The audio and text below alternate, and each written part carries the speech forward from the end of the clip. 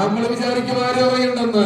നാം ഒരുവേളை ഇത് வெளியே தெரிய வேண்டாம் എന്റെ കുടുംബം മാത്രം അറിഞ്ഞാൽ മതിയെന്ന്. என்னுடைய குடும்பம் மட்டும் தெரிந்தால் போதும் என்று நினைப்போம். ചില വിടുതലുകൾ അറിയുന്നെങ്കിൽ ലോകം മുഴുവൻ അറിയിക്കുന്നുണ്ടോ? சில விடுதலைகளை ஆண்டவர் உலகம் முழுவதும் தெரியப்படுத்துகிறார். കുടുംബത്തിന്റെ അകത്ത് ഇതുവരെ കിട്ടാത്ത വിടുതലുകൾ, இதுவரைக்கும் நம்முடைய குடும்பத்திலே கிடைக்காத விடுதலைகள், മാറ്റം ഭവിക്കത്തില്ലെന്ന് എല്ലാവരും വിധി എഴുതിയത്, இதுவரைக்கும் மாற்றம் நடக்காது என்று சொல்லி எல்லாரும் விதி எழுதின காரியங்கள் പകലിൽ ആത്മാവ് വിളിച്ചു പറയുക. இந்த பகல்களில் ஆவியிலே நான் கூப்பிட்டு சொல்லுகிறேன், മുഴക്കത്തോടെ ഒരു മറുപടി അയക്കുമെന്ന്. இடி முழக்கத்தோடு தேவன் ஒரு பதிலை கொடுப்பார் என்று சொல்லி പ്രാർത്ഥനയുടെ മറുപടി ആദ്യം, அது ஜெபத்தினுடைய பதில் முதலாவது. ആമേൻ. ഒരു ഇടിമുഴക്കമായി ഭൂമിയിലേക്ക് ஒரு இடி முழக்கமாய் அது வந்தது. ഹല്ലേലൂയ. ஹalleluya.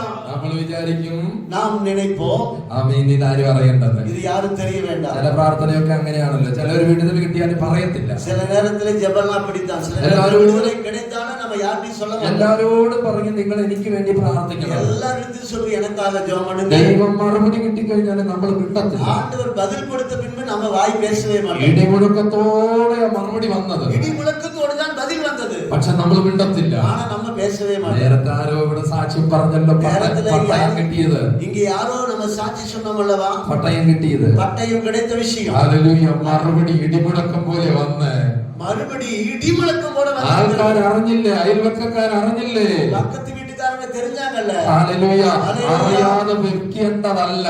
இது ஒருவேளை தெரியாமல் இருக்கிற விஷயம். ചിലതിനെ ദൈവം അറിയിക്കും, சிலதை ஆண்டவர் வெளிப்படையாக வெளியே கொண்டு வருவார். നിന്നെ കൊണ്ട് പറയിപ്പിക്കും. ஆண்டவர் உங்களை கொண்டு சொல்ல வைப்பார். ആമേൻ. സ്വർഗ്ഗത്തിലെ ദൈവത്തിന്റെ മറുപടി ഇതാണെന്ന്, அது பரலோக தேவனுடைய பதில் இதுதான் என்று കാര്യങ്ങളെ തട്ടിക്കൊണ്ടെന്ന് സ്തോത്രം கரங்களை പറയുന്നു. தட்டி நாம் ஆண்டவரை மகிமைப்படுத்துவோம். ஹalleluya.